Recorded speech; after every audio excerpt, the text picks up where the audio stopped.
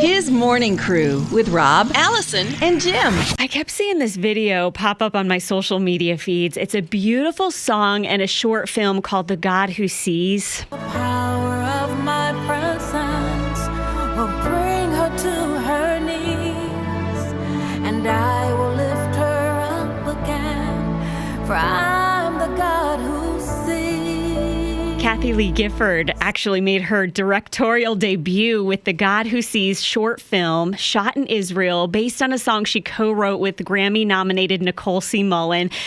But it wouldn't have happened if it weren't for two local guys, and we're thrilled to have creative director Greene and director of photography John Carrington III with us. Thanks, guys, for being here. Thanks for having us. Can you start by telling people who aren't familiar with this film what it's about? Sure. This film is really about the lives and journeys of four major characters, Hagar, Ruth, David, and Mary, and how they felt desolate and or alone, and how they felt seen by God through the promises that he made to them. So it kind of chronicles their stories one by one. There's a spoken word between each verse. And I think it's a message that's important for today's culture. If you go to godwhosees.com, there's also a video that describes the process of making the film. And here's a little bit of what Nicole C. Mullen shares of how the idea came about. So how will I do it live? I need pictures. I need, things behind me on stage and all of this. And she said, I know what? God has told me what to do. We're going to Israel. We're going to shoot a film. And she began to really declare what it was going to be. She saw the shots. She saw the scenery. She saw, you're going to have on this. And she began to dream out loud. Mm-hmm. It needed the Holy Land. Wow. Aaron, obviously, Kathie Lee knew what she wanted. She had a clear vision. How did you go about making that happen for her?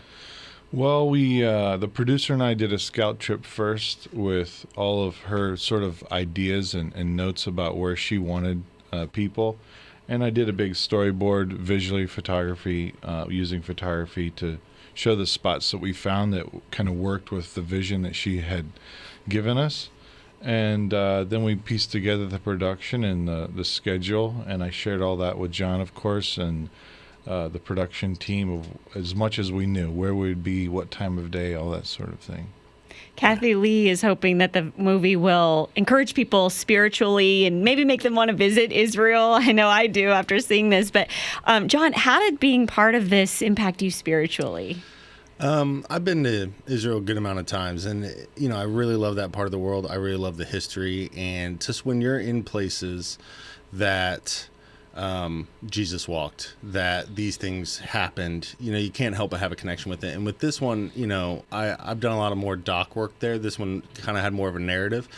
You just kind of felt like what it meant to Kathie Lee for us to be there, what it meant to Nicole. And for me, it was just really encouraging to see like something that we were going to do be put out and be encouraging to other people, especially people who may not be able to get over there. I think we did a really good job representing the area and the history visually, which is really what the goal was. And for me, it was just really meant a lot to be there and be a part of it and be a part of what it could mean to other people. Yeah, you've both been to Israel several times. John, you've been there 8 times more than I have, since I've never been there. But Me either. You agree that it's important that you take a trip there sometime in your life. Yeah, I think so. I mean, one of my favorite things is in Galilee, there's Mount Arbel where Jesus fed the 5,000. And there's a lot of places where people say this is probably where this happened. But like that mount, it can't move. Yeah. Like it's there. And so you're up there and it's beautiful and you're just like, yeah, I mean, you feel that connection, like you see a storm, come up over the Sea of Galilee and you go, oh, I get it now. Like, there's more of a connection, more of a context for what your reading means. So what's been the response like from this film? The response has been really wonderful, and I think it's really touched the people that have felt alone and felt that they've needed to be seen by God. We've had over 1 million minutes of viewing time so far on YouTube in the first 10 days, so we're really we're thrilled with that. We've had over 100,000 people on our website, and people are writing comments and sharing how it's touched them, so that's been nice to be a part of. Oh, I'm sure. You guys are so talented, and it really is a beautiful piece that you put together. Thank you. Yeah, well, thank you so much for being with us, Aaron Greene and John Carrington III. It goes by fast, doesn't it? Yeah, sure does. You guys just got here. You have a song you want to sing or anything like that? Nope. You don't want to hear me sing. But we appreciate it. Thank you for having us on. All right, thank you.